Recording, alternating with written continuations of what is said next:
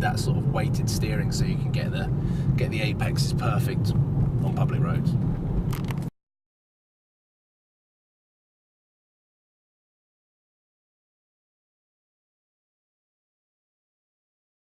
Hello ladies and gentlemen, welcome to Supercars of London, and as you can see behind me I have the brand new 2015 Audi TT. Now firstly, I hope you guys enjoyed the vlog update that I provided with you yesterday, which actually featured this car, but this is going to be a more of an in-depth look and first impressions and opinions about the car. I've done the S1, I've done the S3, so I'm moved up to the TT, one before the Audi R8 V10 Plus, which I assume and hope is coming very, very soon. And the reason why I'm quite excited by this car is it's got the virtual cockpit, which is a derived bit of technology that is going to be in the new Audi R8 V10 Plus. And I know it's another Audi, and I seem to be doing a lot of videos recently with Audi, but it's all thanks to Watford Audi, who are providing me with the access of cars, which hopefully I'm going to be able to explore a lot more with BMW, maybe potentially Mini, and a few other cars other than just Audi.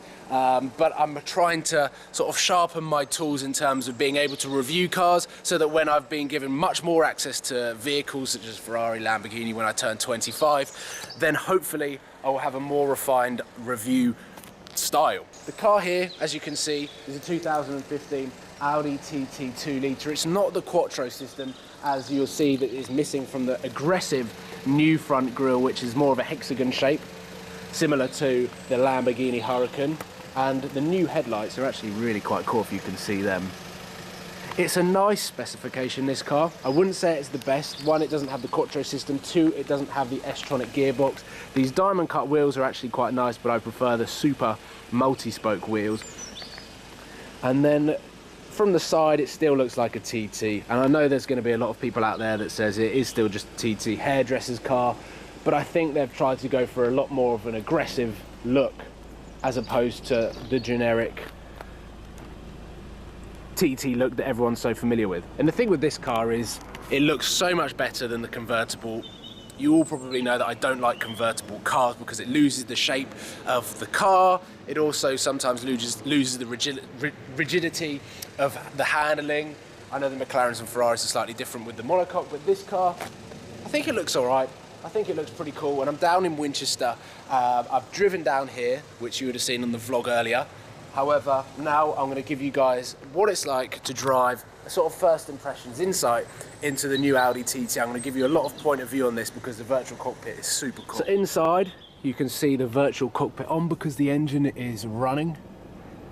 And at the moment, we are in Mayflower Close, and you can change all of the views and stuff like that, which I'll show you in a little bit. We've got the aircon here. There's not much of a center console, a few buttons here, obviously missing something here, not sure what that is. Traction off, no idea what A off is. Drive select, which I'll go through. It's got a manual gearbox, which isn't the end of the world, but I much prefer the S-tronic. And then here is where you do all of the navigation, which comes up here, which is very cool for the driver, not so cool for the passenger, who normally prefers to be the DJ, and it's also safer. And then we've also got Alcantara inserts on the sports style seats, which is actually a really cool feature. And in the back, you've got enough room for a rucksack. But I actually think, nah, there's not really that much room for a person. So it's a manual car. It's the sort of electric parking sensor is quite weird. I didn't know how to turn it off, but all you have to do is find the biting point and then it works absolutely fine. And it works as every other manual car. There's nothing really I can talk about because it's not the S-tronic, but I have had the S-tronic in the S3, and they are so good at what they do that every single Audi needs to be in the S-tronic. I don't know why people still use their left leg and left hand to change gear. It just seems so agricultural when you can have S-tronic gearbox. Like I said back in my vlog yesterday, it's not the sound of a gear change, but the virtual cockpit is really quite cool. It just follows you around. It's kind of like having a Google Maps right there in front of you. Very, very easy to use. You don't have to take your eyes off and have a look at the sat nav, which is there, or wherever it is. It's just really quite cool. But inside, The steering's quite light, it's quite nice to drive, turn the steering wheels, a really nice feel, the sort of mixture of materials that you get inside. The steering wheel is one of the coolest places, and the driver's seat is definitely the coolest place to sit. You don't want to be sitting anywhere else in this car. Definitely just the driver's seat, which is, I suppose, the idea of making it more of a driver's car, making you feel more involved in driving. And it's actually got some power behind it as well. So having the virtual cockpit is super cool. I haven't actually put in a destination to the sat-nav. I just like having the map up because it's a cool little feature. But the steering wheel is such an awesome thing, and I think that they've used pretty much the same design for the new Audi R8 V10 Plus, which is a really sort of stripped down, sleek, cool looking thing. You've got all of the dials, you can change the view here, which puts it back to driving mode, and if you actually turn sat-nav off, you get no sat-nav whatsoever, and you can just have music or radio or your phone media, whatever it is like that.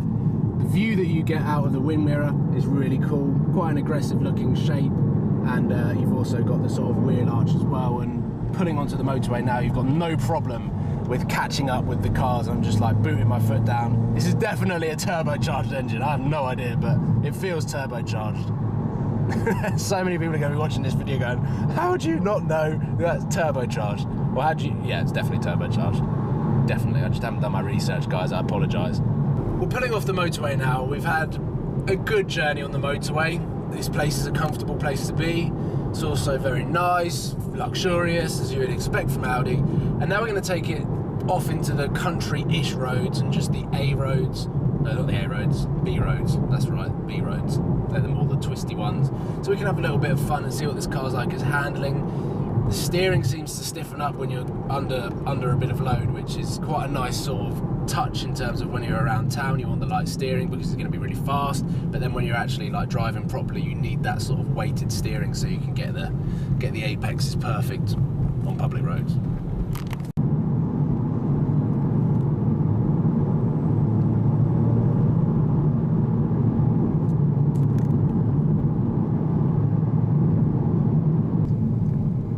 In this section of the video, we work out how wide this car is and how easy it is to drive down very narrow roads, a lot narrower roads than I was expecting.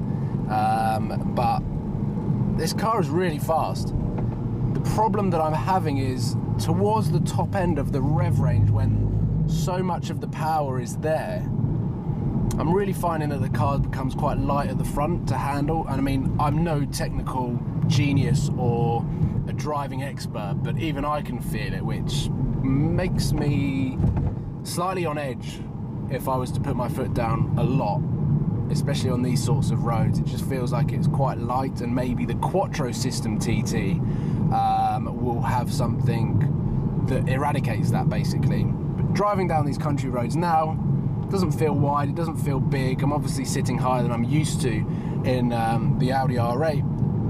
This is the great thing about Surrey roads. They're a lot of fun to drive down. One thing that I'm starting to realise is the suspension on this car is quite wobbly. So I'm going to try driver select and put it in a different mode. Let's go for individual. Definitely feels like it's got a bit of oomph to it. Steering's definitely heavier. Oh yeah, definitely. The suspension here has vastly sort of stiffened up, which is great, especially on these roads when you're having a bit of fun.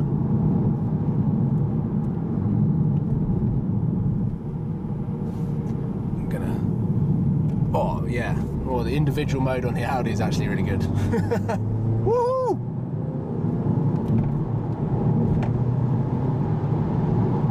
Yeah, this car's a different car in different modes. I understand why there's a few different modes.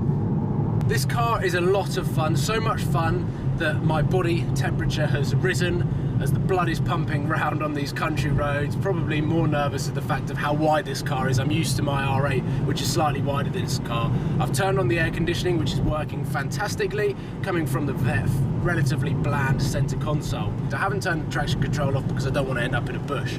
But I think, to be honest, in this car without the Quattro system, I'm relatively safe. But fingers crossed I can get my hands on the new TTS very soon, as soon as it registers with Watford Audi. But I think my favourite part of this car is definitely the virtual cockpit. I'm really looking forward to driving the Audi R8, the new one, the V10 Plus, with this fantastic steering wheel. It's going to have a few more buttons, especially the anti-social button where you open up the exhaust systems. But that is it, ladies and gentlemen. This is my first impressions video of the Audi TT from Watford Audi. Thank you to the guys for allowing me to drive it for today. I hope you've enjoyed the past two videos as well. My vlog yesterday updating you on the Supercars of London channel, but also this video. Fingers crossed in the near future I'm going to be able to start diversifying away from just Audi. I know there's a lot of Audi fans out there, but there's also a lot of other fans of other manufacturers as well. So fingers crossed I can get my hands on some cars and start reviewing more cars, comparing them, trying to find out what cars are better than others, and exciting things like that. But this is just the beginning of my journey, talking about reviewing cars, and hopefully I'm doing a good job of it. So thank you for watching. Make sure that you subscribe. I look forward to seeing you soon. There's going to be tons of supercar content coming soon. Lots more idiots go car shopping. In general, idiots do things. But that's it for now, guys. Cheers, and I'll see you soon. Take care.